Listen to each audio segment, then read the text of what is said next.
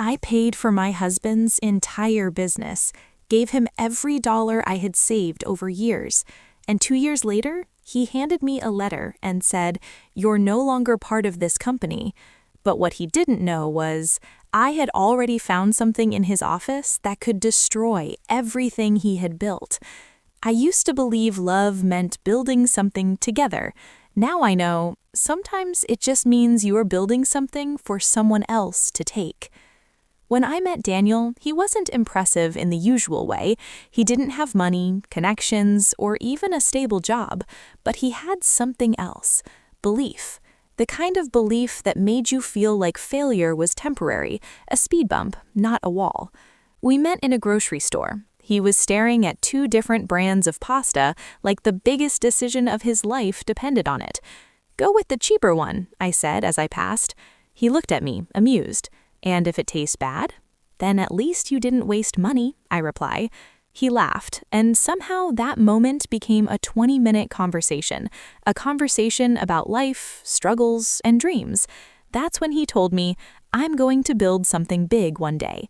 Most people would have smiled politely and moved on. I didn't. There was something real in his voice, something that made me believe him. 6 months later, I married him. No fancy wedding, no designer dress, just promises. "We'll build everything together," he whispered that night, and I believed him. That was my first mistake.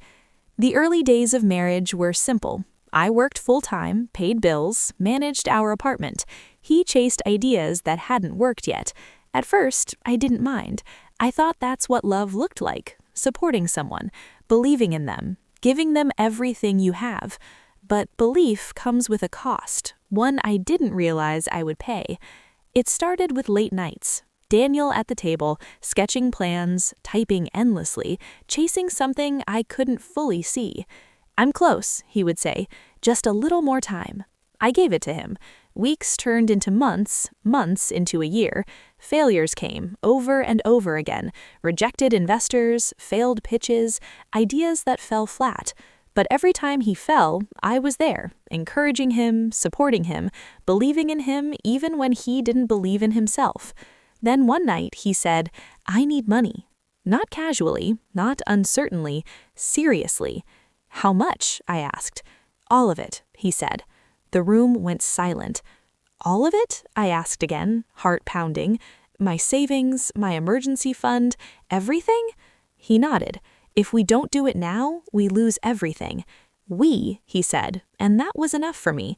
The next day, I transferred every dollar I had, every year of saving, every bit of security, gone. I wasn't scared, I was hopeful, because I believed I was investing in our future, not just his. 3 months later, the business launched. A small office, a small team, big ambition, and I was there every step of the way. I helped build the brand, designed the logo, created marketing strategies, reached out to clients, worked nights after my full-time job. I wasn't just his wife, I was his partner. At least, that's what I thought. The first year was brutal, financially, emotionally, mentally. Some nights we barely had enough to eat. Some days we questioned everything. But Daniel never stopped. Slowly, things started to change. 1 client became 5, 5 became 10, 10 became something bigger. Money started flowing, the stress started fading, and for the first time, it felt like it was all worth it. But success doesn't just build people, it reveals them. And Daniel was starting to change. At first, subtle. Better clothes, more confidence, a different tone in his voice. Then it became something else. Late nights at the office, private phone calls, messages he wouldn't show me. Distance, the kind you feel even when someone is right next to you. "Just busy," he said, and like always, I believed him, because I trusted him, because I loved him, because I thought we were still us. Until the day everything broke. I decided to surprise him. No call, no warning, just a visit to the office. I thought he'd be happy, proud, excited to see me. But the moment I walked in, I knew something was wrong. People stared at me like I didn't belong. I smiled, trying to ignore it. "Hi, I'm here to see Daniel." The receptionist looked confused. "Do you have an appointment?" "Appointment? I'm his wife," I said. She didn't laugh. She picked up the phone slowly. "Sir, there's a woman here asking for you." A woman, not his wife, not Ava, just a woman. And in that moment, something inside me shifted, a feeling I couldn't explain, but I knew something was very wrong. A few minutes later, Daniel walked out. He didn't smile, didn't hug me, didn't even look happy to see me. Instead, he looked irritated. "Ava, what are you doing here?" I froze. "I wanted to surprise you," I said quietly. He glanced around nervously. "Next time, call first." "Next time?" "I thought this was our company," I said quietly. Silence. Long, heavy, uncomfortable. Then he said it. "It's complicated." That one sentence changed everything, because deep down, I understood what it meant, but I wasn't ready to accept it. So I nodded, smiled, and walked out of the place I helped build like I didn't belong there anymore. That night he came home very late. He didn't sit beside me, didn't ask how I was. Instead, he placed an envelope on the table. "I think it's better this way." My hands started shaking. "What is this?" I whispered. "Just read it." I opened it slowly, and the moment I saw the words, my heart dropped. Termination of employment. I looked up at him. "What is this?" "You're no longer part of the company," he said. Cold, calm, like I meant nothing, like I was never part of it at all. And in that moment, everything inside me broke. But what hurt the most wasn't the betrayal, it was the realization. I gave him everything, and he erased me like I was nothing. But what he didn't know was, earlier that day, while he was distracted, I had opened a drawer in his office, and what I found inside was something he never wanted me to see, something that could change everything. I couldn't sleep that night. My mind kept replaying the moment Daniel handed me the termination letter. How could the man I trusted, loved, and sacrificed everything for erase me like I had never existed? And yet, a small spark of hope remained. Earlier that day, while he was distracted, I had opened a drawer in his office. I had discovered something he never wanted me to see, something hidden, something dangerous. I pulled the folder out and flipped through the papers. My heart pounded with a mix of fear and excitement. There it was. Copies of contracts, bank statements, and agreements that proved the company wasn't entirely his. It wasn't just his dream he had taken full credit for. It was ours, legally ours. The reality hit me like a punch. He had tried to erase me from the company, but he couldn't, not completely. I held the proof in my hands, and suddenly the feeling of helplessness I had carried for months started to shift. The next morning, I acted calm, almost normal. I didn't mention the folder. I smiled, poured him coffee, and asked how he slept. Daniel looked at me suspiciously, his eyes narrower than usual. He sensed something, I could feel it, but he didn't know what. A week passed. Every day, I continued my investigation in secret. I checked bank accounts, reviewed contracts, and quietly contacted a lawyer I had known from a previous job. Every piece of evidence I gathered made it clear. Daniel had manipulated me, taken full credit for what I had helped build, and even planned to cut me out entirely. But he hadn't counted on me fighting back. The lawyer confirmed everything I feared and everything I hoped for. Legally, I had ownership. I had contributed funds. I had created designs, client lists, and business strategies. He couldn't claim the company as solely his. I felt a surge of power, the kind I hadn't experienced since giving him every cent I owned. For the first time, I realized this wasn't just about revenge. It was about survival. It was about reclaiming everything that was mine. Then, one afternoon, Daniel brought someone new to the office. She was stunning, professional, smiling, friendly, and she was already acting like she belonged there. I froze. My stomach twisted. I knew immediately who she was. She wasn't just a colleague. She was the reason he had started distancing himself, the reason I was suddenly complicated. And just like that, the reality I had been avoiding hit me hard. He had moved on, tried to replace me, and assumed I wouldn't notice. But I had noticed. Oh, I had noticed. The next days were a delicate game. I acted normal, even polite. I asked questions about clients, meetings, and strategy. I smiled at her. I nodded. I complimented her. Every interaction carefully measured. All the while, I was plotting. I contacted my lawyer again. We discussed how to approach the situation carefully. One wrong move and Daniel could erase traces of the proof I held. But if I acted strategically, I could regain everything, and I could expose him for who he really was. Weeks passed. Every day I collected more evidence. Emails, messages, and financial statements. Everything painted a clear picture of Daniel's betrayal. Then came the moment I had been waiting for, the board meeting. He expected me to stay silent, to accept my fate, but I walked in holding all the evidence, calm and composed. The room went quiet. Everyone was waiting to see what would happen. I began presenting the facts. Contracts he had tried to falsify, contributions he hadn't acknowledged, emails where he had lied about ownership. Every word hit the room like a bomb. Daniel's face turned pale, his confident demeanor cracked.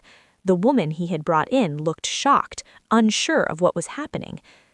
"You have evidence of my contributions?" Daniel stammered. "Yes," I said softly, "and it proves that this company isn't yours alone. It never was. You tried to erase me, but you can't erase the truth."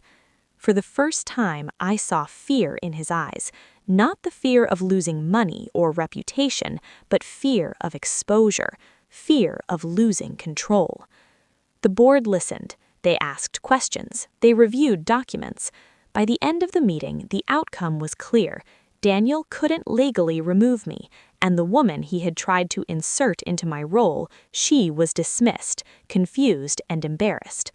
As I walked out of that boardroom, I felt something I hadn't felt in years: power, control, justice. But Daniel wasn't finished. He still believed he could manipulate, charm, and control me. That night, he confronted me at home. "You've gone too far," he said, voice low and dangerous. "I've only done what's right," I replied calmly. "You erased me once. I won't let you do it again." He glared, trying to intimidate me, but this time, I didn't flinch. The following weeks were tense. He tried to undermine me at every step, but I was prepared. Every lie he told, every manipulation attempt, I countered with facts. I was no longer the naive woman who gave him everything without question. I had grown stronger, smarter, and more determined. Then, one evening, I discovered even bigger betrayal. Hidden in a folder labeled Personal, I found financial transfers Daniel had made secretly. Hundreds of thousands moved to accounts I had never known existed, and in those accounts, payments were made to people I didn't know, including the woman in his office. My blood boiled. He had been stealing from the company while trying to blame me for mismanagement, and he had been funding a secret relationship behind my back. This was no longer just about ownership. This was about exposing him completely. I smiled, a cold, deliberate smile. For the first time in months, I felt a rush of clarity. Every sacrifice I had made, every sleepless night, every moment I had been ignored was leading to this. I would reclaim everything, and he would pay for every lie, every betrayal, every attempt to erase me. I had all the evidence I needed. Every email, every contract, every transfer, every hidden account. Daniel thought he could erase me, control me, and manipulate me forever, but he had underestimated me. The first step was subtle. I started leaking small details to the board, nothing that could be traced back to me, just enough to make them question his management. I knew they would dig deeper, and I knew what they would find. Then I confronted him directly. He was at the office late one night, speaking quietly into the phone. I walked in, calm, measured. "Daniel," I said, voice soft but firm, "I know everything." He froze. "What are you talking about?" I smiled, a controlled smile that masked years of hurt. "The accounts, the transfers, the contracts you falsified, the lies to the board, everything." His face shifted from disbelief to anger. "You don't have proof," he hissed. "I do," I said, sliding a folder across the desk. "And I've already spoken to the board. You're going to explain yourself tomorrow." He stumbled back, panic flickering in his eyes. For the first time, I saw him as vulnerable, not confident, not charming, not untouchable. The next day, I walked into the boardroom as if I owned it, because legally I did. I presented everything: the falsified documents, the hidden accounts, the evidence of mismanagement. The board sat in stunned silence. Daniel tried to interrupt, to justify, to charm his way out, but every lie was immediately countered by evidence I held. By the end of the meeting, it was unanimous. Daniel could no longer claim the company as solely his. He had lost control. The woman he had tried to insert into my role was dismissed, and Daniel himself was stripped of authority. He tried to argue, to plead, but the board had all the proof. I watched him shrink under the weight of his own deceit. That night, Daniel confronted me at home. His voice was low, almost threatening. "You think you've won." I looked at him, steady, unafraid. "I didn't just win," I said. "I survived, and now you'll face the consequences of every lie, every betrayal, every attempt to erase me." The following weeks were tense. He tried to undermine me, to sway clients, to plant doubts, but I was ready. Every conversation, every email, every move he made was countered with facts. I had learned to be patient, strategic, and relentless. Then came the final piece of his downfall. I discovered that he had been diverting company funds to offshore accounts, funding luxuries and gifts for the woman he had brought into our lives. Evidence of fraud, embezzlement, and breach of trust, proof that could ruin him completely. I worked with my lawyer to compile everything. The final meeting with the board was tense. Daniel walked in, confident at first, but as I laid out the evidence, his composure cracked. The board listened, questioned, and then voted. The decision was decisive. Daniel had no authority, no claim to the company, and his actions could have legal repercussions. For the first time, I felt something I hadn't felt in years: justice. I had reclaimed what was mine. I had exposed the lies, the betrayal, and the manipulation, and Daniel had no way to spin the truth. But I didn't stop there. I confronted the woman he had tried to bring in. Calmly, politely, I explained everything she didn't know: the hidden accounts, the transfers, the way he had tried to manipulate all of us. She left the company, humiliated but grateful for the truth. Daniel, meanwhile, was left with nothing but his anger and regret. He had underestimated me, the woman he thought he could erase, and in doing so, he had revealed his true self to everyone around him.